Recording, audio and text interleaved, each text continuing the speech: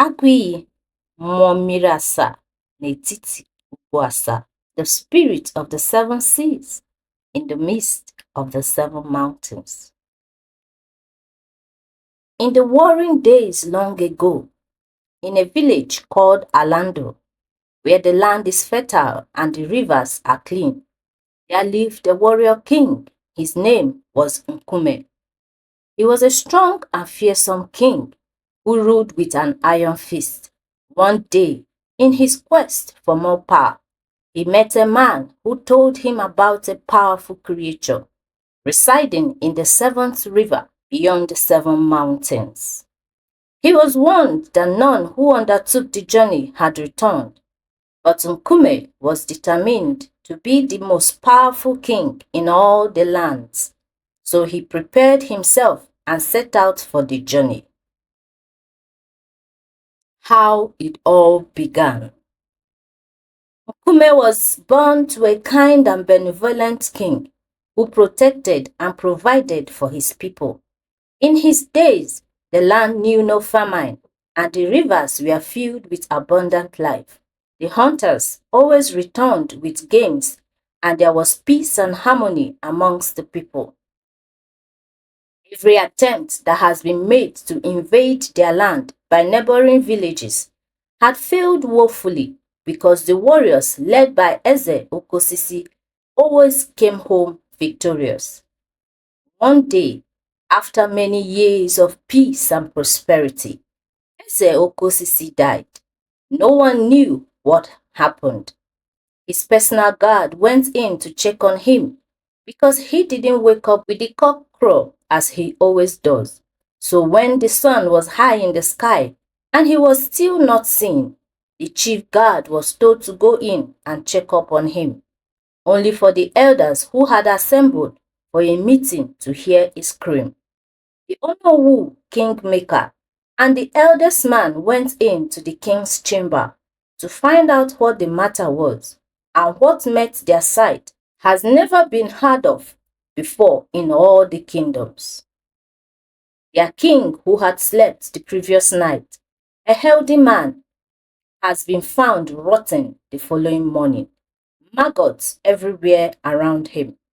Inquiries had immediately been made to find out who had dared to desecrate their land, and it was found after many trips to different powerful dibias that a rival king who had become savient to Eze Okosisi had performed enchantments against him. In angry retribution, the warriors of Orlando had taken up a war chant, went to that kingdom, and the erring servant king had been killed. His people made perpetual slaves, and their lands completely taken over by the people of Orlando. Reby, still a young boy when his father was killed, grew up with much hatred in his heart over the untimely weak, as he calls it, death of his father.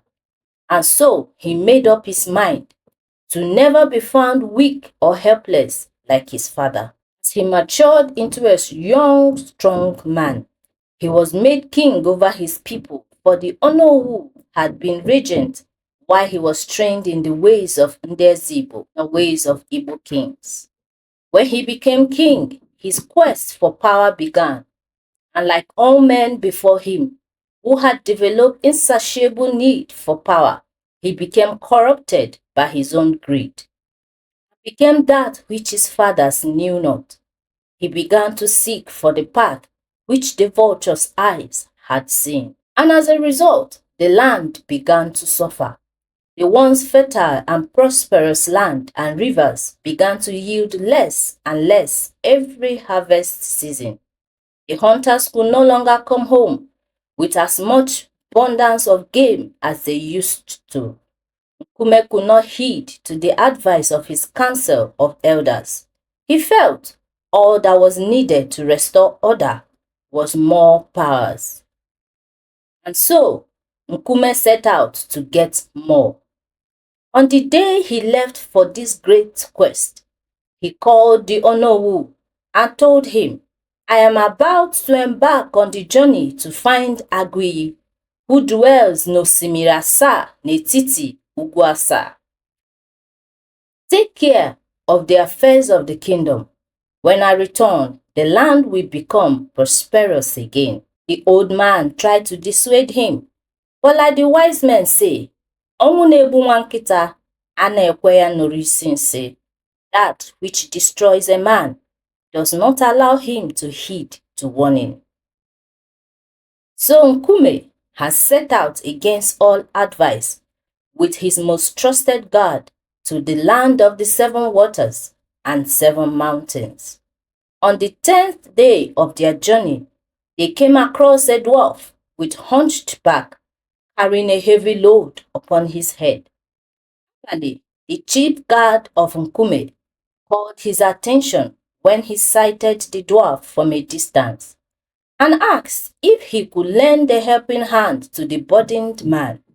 But Nkume, in his arrogance, became furious and told him to never try such again, that they are on a great quest and they don't need any delays or distractions.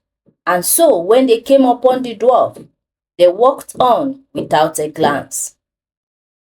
But the dwarf called to them when they had walked past, and in spite of Nkume's warning, Abali stopped to hear what the man wanted to say. Nkume walked a little distance away and waited, his anger roused against his servant.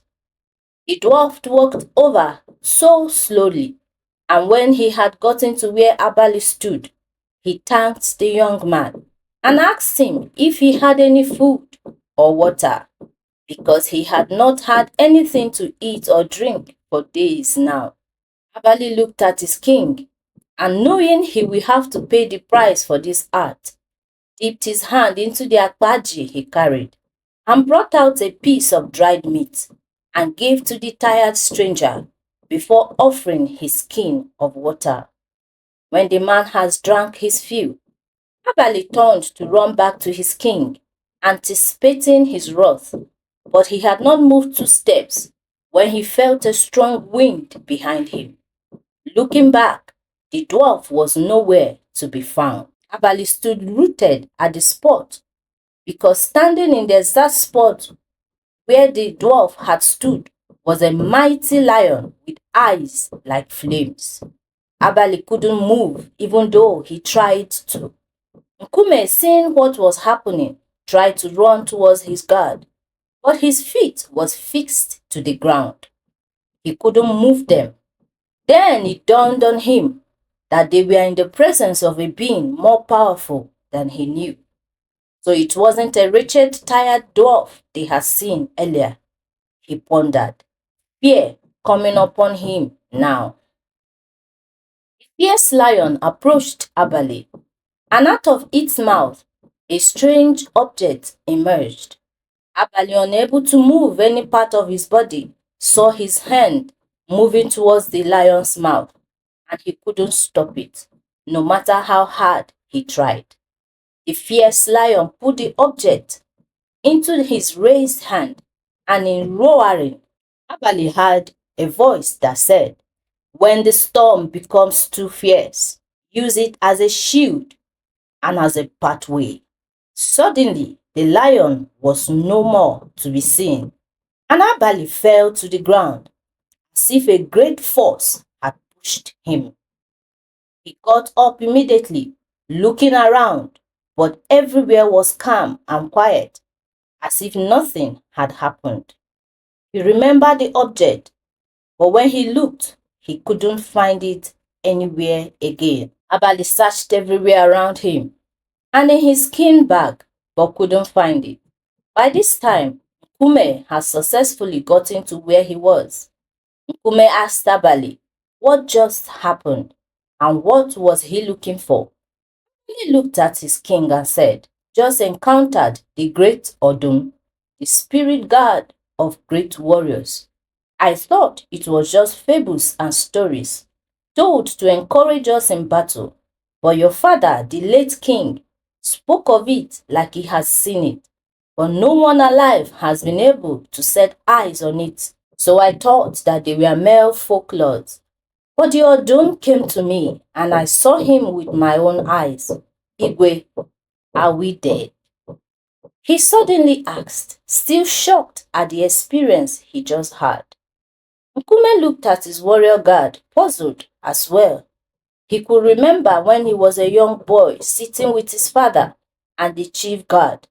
After their victory in battle against the rival kingdom, his father had told the story of the lion who had flames in its eyes. He had been intrigued as a young boy, but as he grew older and seeing how his father had died miserably, he concluded that they were just tales and stories told to elevate one in the sight of his subjects. But seeing it now, he wondered if he had been wrong about his father all along. Nkume asked Abali what the lion gave to him, but Abali could not explain, as he doesn't even know what it was. But he told his king what he heard in the roaring of the lion.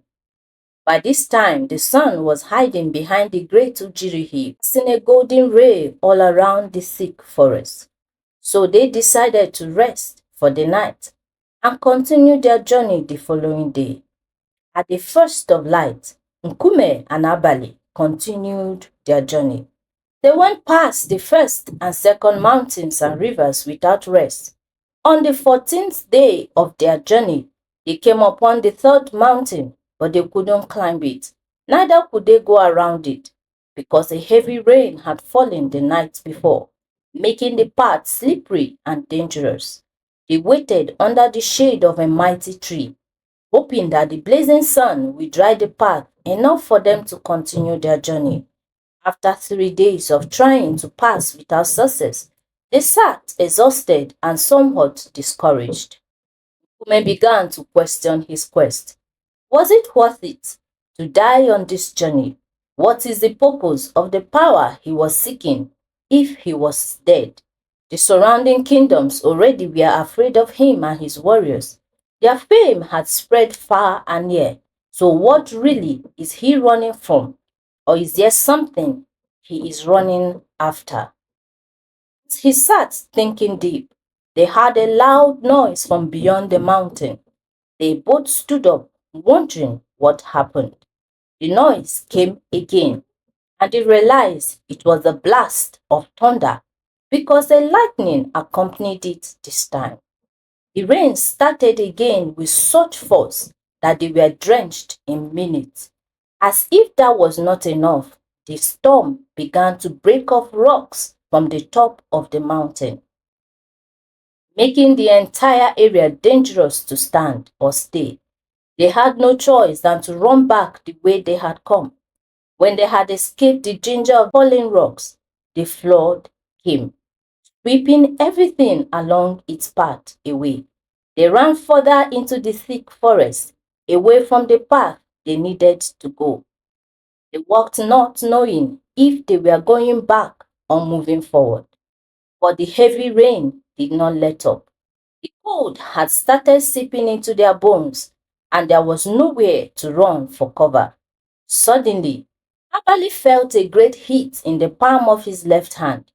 Taking a look, he saw the strange object that the Odum had put from his mouth. As he stood transfixed, the object flew up and disappeared into the sky. Suddenly, there was a path made in front of them. They looked at each other in shock, wondering what was happening. But they decided to go with the path because they had nothing to lose at this point. When they stepped onto the path, the storm ceased and the rain became mere showers. This time, there was no doubt in their minds if to continue on the path. They continued on the path 2 days and 2 nights, afraid that the path may disappear if they took a rest. On the third day, they busted out to a clearing with wild flowers and fruit trees. It looked like a paradise in the midst of chaos.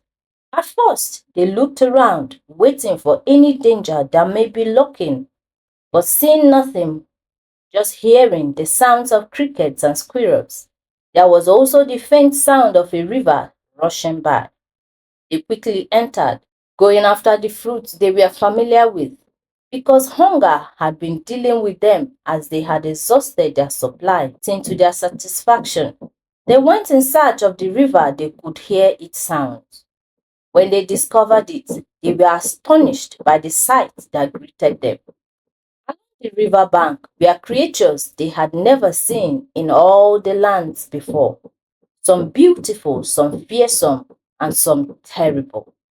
They stood rooted, not knowing if to go forward or to turn back. As they stood undecided, a little animal creature turned towards their direction and made a strange noise, alerting the others, and there seemed to be movement in pandemonium. Some were falling into the river, some were disappearing into the nearby bushes, some were going under the ground. Nkume and Abali recovered from their shock quickly and also ran back the way they had come, but discovered that their fruit paradise had disappeared. What they saw now as they turned back was a dark forest filled with smoke and darkness. Not knowing what awaits them there, they decided to go back to the riverside. As they stepped on the white sands, they began to sink. Unable to stop the inevitable, Nkume suddenly shouted, "I am Nkume, the son of Okosisi. I am just an orphan seeking for ways to protect himself." But he couldn't talk anymore because he got covered by the sand. He tried to struggle, but he couldn't breathe. Just as he stopped struggling, giving up hope, he was lifted from beneath the sand with such force and power that he was suspended in the air for a few moments before falling back down. When he recovered and gathered himself, he looked around searching for Abale, but the warrior was nowhere to be found. He tried digging around the place he last saw him, but found nothing. He felt broken.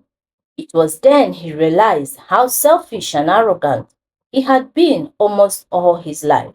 It was the name of the same father he called weak that seemed to have saved his life now. All he had believed has been put to question since he embarked on this journey, and it has cost him the life of his most trusted friend and warrior. What kind of power is he seeking that was already taking precious things from him? Questioned himself. But how can he go back without accomplishing what he has set out to do? How would he look at his warriors and people in the face? At crossroads, Nkume pondered on the best course of action. Coming to a decision, he got up and dusted himself. He looked around the forest, seeking for a way out of it. The first step was getting out of the forest.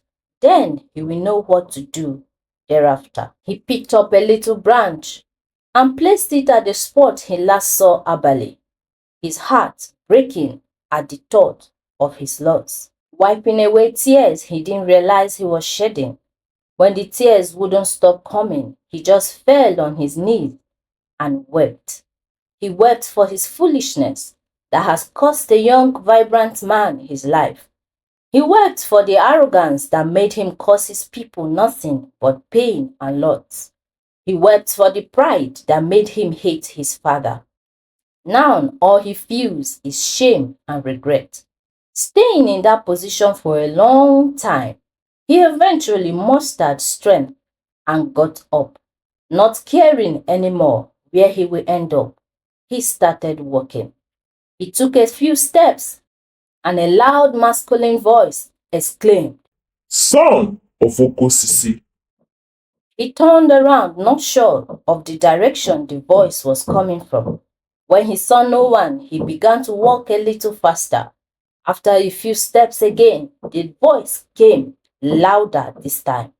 "What do you seek, Nkume, son of Okosisi the Great?" This time he mustered courage and asked, What are you and what do you want with me? "I am the spirit that dwells in the seventh river, in the midst of the seven mountains."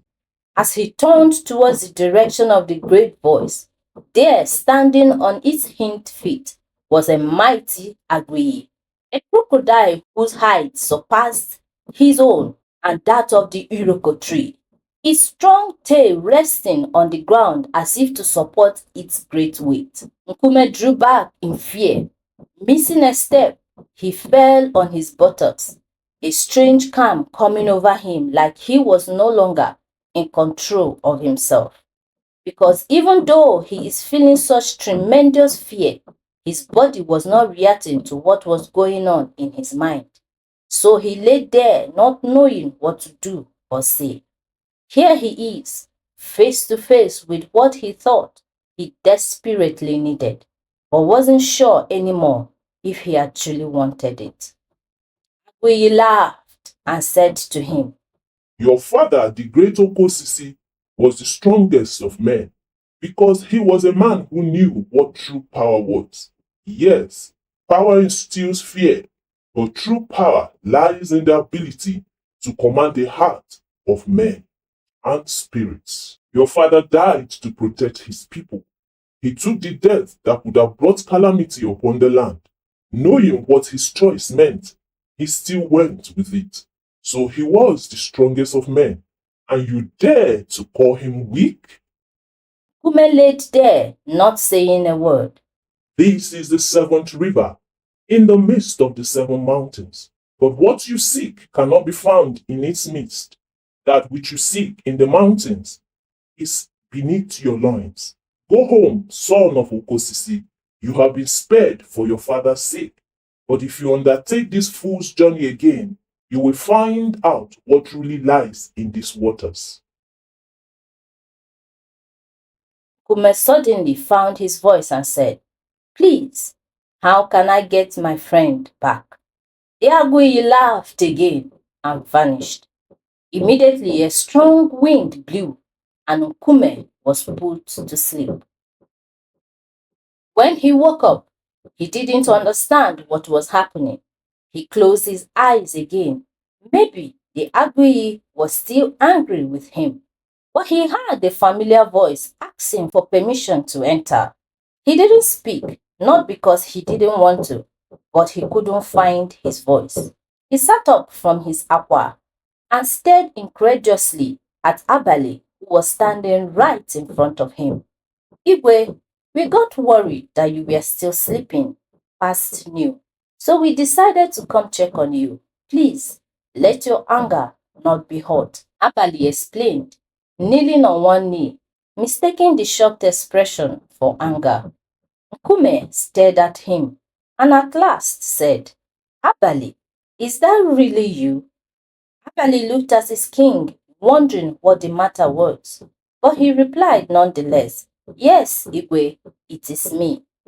But you were swallowed up by the sand in the forest of the seven mountains. My king, please, is everything all right? Abale asked, worried now. What forest are you talking about?